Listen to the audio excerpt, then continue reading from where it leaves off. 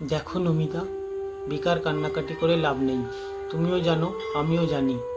প্রথমেই যদি তোমার মেয়ে হয়, তবে আমার বাড়ির লোক তোমার সাথে কেমন আচরণ করবে তা তুমি জানো। একই সম্পত্তি নিয়ে এত ঝামেলা, তার চেয়ে এই ভালো হলো। অনেক হয়েছে, এবার থামো।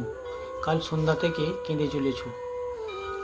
এই সমীরকে চেনে না নমিতা।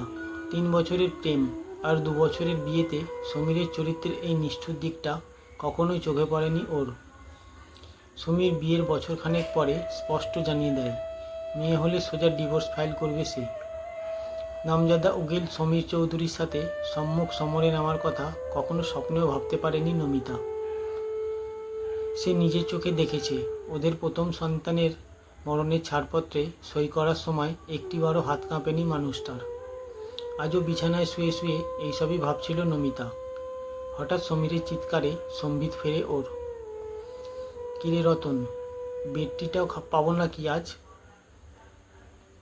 9টা বাজতে চলল, আর মালতী দিই বা কোথায়? মালতী আর আসবেন না বাবু। আর আসবে না মানে? কি হয়েছেটা কি? ওর বরটা একটা মাতাল ছিল বাবু, পাক্কা জুয়ারি। রাত বিরেতে ফিরে রোজ মালতী আর ওদের বাচ্চা মেয়েটাকে বিনা কারণে পেটাতো, টাকা ছেনিয়ে নিত নেশার জন্য।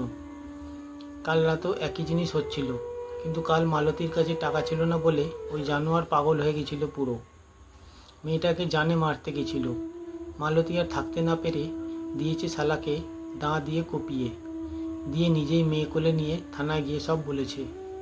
আপনিই বলুন বাবু, সন্তানের ওপর আঘাত আসলে কোনো মা চুপ করে বসে থাকে?